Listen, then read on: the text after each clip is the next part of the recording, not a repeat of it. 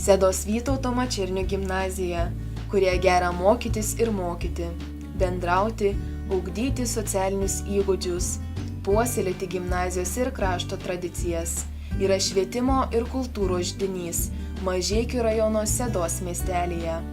Gimnazijoje mokosi 380 mokinių, suformuotas 21 klasių komplektas, dirba 41 mokytojas, mokiniams padėti pasirengę pagalbos mokiniams specialistai.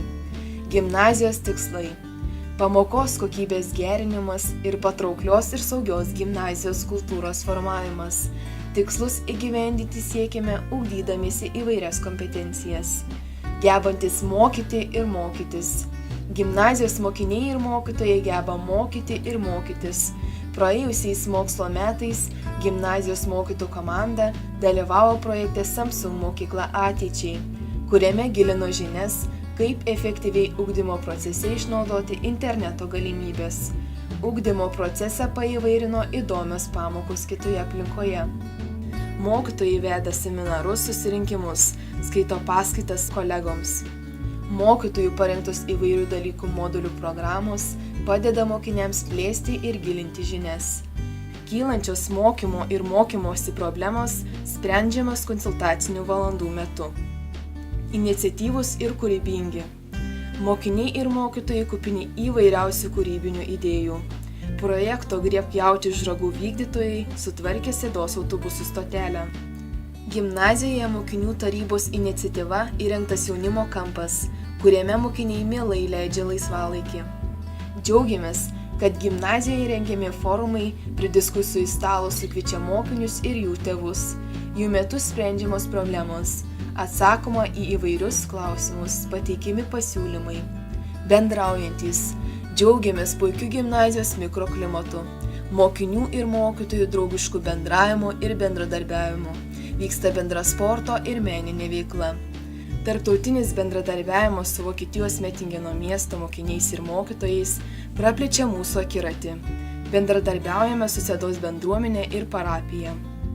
Norintys pažinti. Gimnazijoje naudojami įvairūs mokymo ir mokymosi metodai bei būdai. Mokamasi atliekant įvairią tiriamąją veiklą, kuri pristatoma tradicinių istorijos, lietuvių kalbos, ekologinių konferencijų metu. Jau daugelį metų gimnazija dalyvauja ir organizuoja tyrėjų nakties renginius. Daug įdomybių apie mokslą mokiniai sužino, dalyvaudami įvairių mokomųjų dalykų viktorinose. Nacionalinės karjeros savaitės metu mokiniai kuria karjeros planus, susipažįsta su įvairiomis profesijomis, turi galimybę kai kurias iš jų patys išbandyti. Gimnazijoje veikiantis tolerancijos centras skatina mokinius domėtis kitataučiais. Socialiai aktyvūs. Gimnazijoje veikia kelios organizacijos: Žemaitijos skautai, ateitininkai, jaunieji šauliai, jaunieji policijos rėmėjai, meno ir sporto būreliai, dainų studija Vizija, teatro studija Metamorfozė, šokių, gitaros, krepšinio, tinklinio, futbolo, stalo teniso būreliai. Gimnazija dalyvavo policijos organizuotame konkurse Saugiausia mokykla ir 2 metus iš eilės pelnė saugiausios mokyklos vardą. Rūpindamiesi vieni kitų saugumu, siekdami užkirsti kelią patyčioms, įsijungėme į patyčių prevencijos projektą Olveus. Puoselėjantis tradicijas. Su poeto Vytauto Mačernio vardu į gimnaziją atėjo ir naujos tradicijos.